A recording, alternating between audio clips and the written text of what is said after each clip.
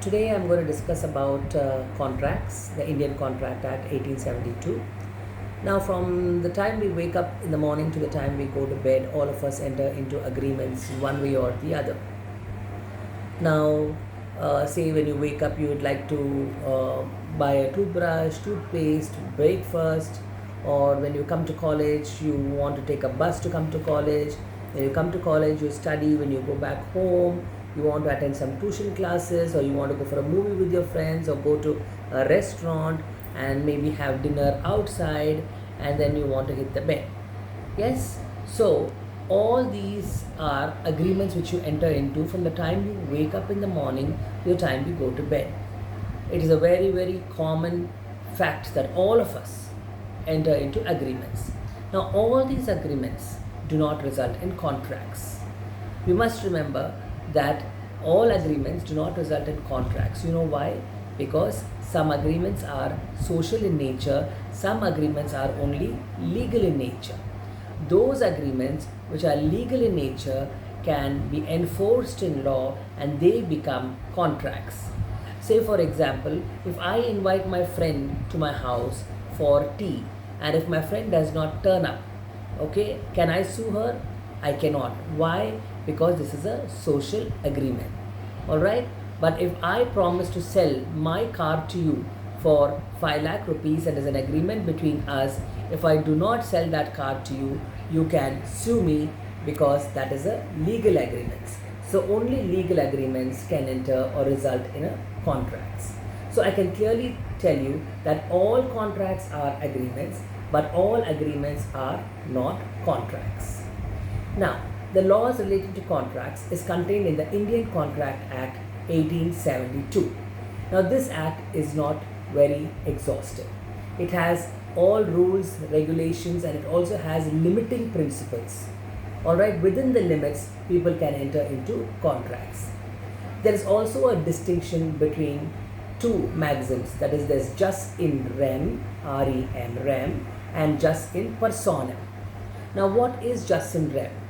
Jus in rem is a right against the entire world at large. Okay, and jus in personam is a right against a particular person or an individual. Now, for example, what is jus in rem? Now, I purchase a property, a house or a car. Nobody in this world has a right to claim that that house or that car is theirs. I have a right against the entire world. Now, what is jus in personam? Jus in personam is a right against a particular person. Alright, so if A has borrowed, or I have borrowed money from A to the extent of 10 lakh rupees, okay, A has a right only to claim that money again from me and only me. Or if I have borrowed money from A, okay, so A, if I have borrowed money from A has a right to claim that money only from me and not my brother, sister, or any friend. That is known as jus in personam. Now, having understood the two concepts, that is jus in rem, jus in personam, let us go to the definition of contract. What is a contract? Section 2, subsection H of the Indian Contract Act defines a contract as an agreement enforceable by law. So it has two components, agreement plus its enforceability. Okay, only when these two components are present, that agreement plus enforceability, will it result in a valid contract. Now let us go on. For a contract, what is another thing which is very essential? That is consensus ad idem. There must be agreement of the minds. When two persons think of the subject matter of the agreement at the same time and in the same manner, there is said to be consensus ad idem. Only when there is consensus ad idem, it will result in a contract. Say, for example, I am telling Mr. B that I have 2 horses and I want to sell you 1 horse. Now, I have a white horse and a black horse, and I intend to sell the white horse, but B understands that I am going to sell the black horse. So, in such a case, in this agreement, there is no consensus ad idem. So, it cannot result in a contract. Now, we go on to the next topic, that is what are the essential elements of a valid contract. Now, the essential elements of the valid contract are: 1. Offer and acceptance. For a contract to be valid, there must be two parties. One party making the offer, the other party accepting the offer. Now, the terms of the offer must be certain and it must be definite. And agreement must be absolute and unconditional. So, if an agreement, suppose I tell you, will you purchase my car for 10 lakh rupees? That is a definite offer. And I tell you the model of the car, the mileage, and all details and specification, and I ask you, will you purchase my car for 10 lakh rupees? Okay, and if you are accepting the offer, you will say, yes, I will purchase your car for 10 lakh rupees. If you say, I will purchase your car for 10 lakh rupees provided you give me a motorcycle along with it, then that does not become valid acceptance, because that is a conditional. You are putting a condition before the acceptance. So for a valid contract, the terms of the offer must be definite and the terms of acceptance must be absolute and unconditional. Second point, intention to create a legal relationship. If two parties are entering into a contract, there must be an intention to create a legal relationship. Any person intending to create a social relationship, it will not result in a contract.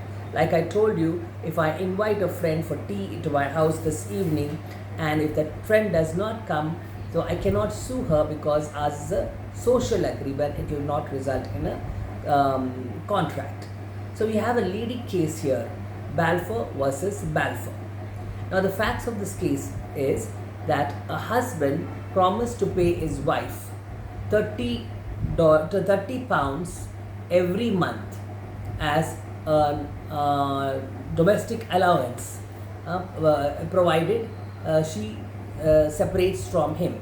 Alright, so the wife separated from the husband and she sued him and he did not pay that allowance. So can she sue him was the question. So it was held that it was a domestic allowance. It was not a kind of a allowance which was given after divorce or something like that. It was not a maintenance allowance. It was only a domestic allowance, monthly allowance of 30 pounds. It was like a pocket money. So it did not result in a social, it did not result in a legal agreement. It was only a social agreement. Hence the court held that she cannot sue him for that amount. So if I were to talk in our lay terms, say your father promises to give you a pocket money of 1000 rupees per month. If he breaks this promise, will you sue him? No, because it is a social agreement. It is only pocket money. You cannot sue him. So for a contract to be valid, there must be an intention to create a legal relationship, not a social relationship. Then you have the next point is lawful consideration. Now what is consideration? For a contract to be valid, there must be consideration. Consideration is a benefit which moves from one party to another party. Now this consideration can be an act or an abstinence. It can be in cash, it can be in kind, it can be past, it can be present or future consideration. So let us understand the first one. So consideration is a benefit which moves from one party to another party. Yes, it can be an act or it can be abstinence. Say, suppose I tell you, I will teach you business laws as a topic and you will pay me 5000 rupees for the entire subject. So this is an act. So my act of teaching you business law subject is what I do, and you paying me 5000 is consideration. So my teaching you business law is consideration to you, and you giving me 5000 rupees is consideration from your end. This is an act. So what is an abstinence? So suppose gundas are or thugs are trying to come into my colony and create nuisance, and I give them 5 lakh rupees and say, do not come into my lane. Okay, so my giving them 5 lakhs or 1 lakh rupees is consideration for them. They're abstaining from coming into my lane. They're not coming into my lane is consideration for me. So it is act or abstinence. Then it can be in cash or kind. That is, what is cash or kind? That is, I pay you cash for 2 books that you give me. That is consideration. In kind, I teach you business law and you teach me financial accounting, or I give you 2 books and in return you give me 2 dresses. So that is in kind. So for you, 2 books is consideration. For me, 2 dresses is consideration from you. That is kind. It can be past consideration, present consideration, or future consideration. So where the consideration is paid for a promise performed in the past, that is known as past consideration. Say for example, I taught you business laws last year and today you are paying me the amount. So this is known as past consideration. You are paying me consideration for the promise which had taken place in the past. That is known as past consideration. Present consideration. I go to a store, I buy 2 loaves of bread. So I take the bread and I pay the money. That is present consideration, where consideration is moving simultaneously between 2 people. What is future consideration? I promise to teach you business laws next year and you promise to pay me after I finish teaching. So both our promises are going to be held in the future. That is known as future consideration. So we have done with offer and acceptance. Then we have an intention for a legal relationship, lawful consideration. Next point is that free consent. The consent of both the parties to the contract must be free. It is free when it is not caused by coercion, undue influence, misrepresentation, mistake, and fraud. Alright, what is coercion? Suppose A puts a gun on B's head and makes him sign a contract. That is a case of coercion. What is undue influence? You come under the influence of your parents or of your husband or wife or a friend and sign the contract when you yourself are not wanting to sign the contract, but because somebody else said so, you signed the contract. That is a case of undue influence. So misrepresentation is, that is, you commit a mistake, or rather you do not understand it's a mistake. It becomes it's just an error which is caused in the contract. That is, instead of representing it as 4 lakhs, you put it as 40 lakhs. That is misrepresentation without an intention to cheat another person. So even then the consent is not said to be free.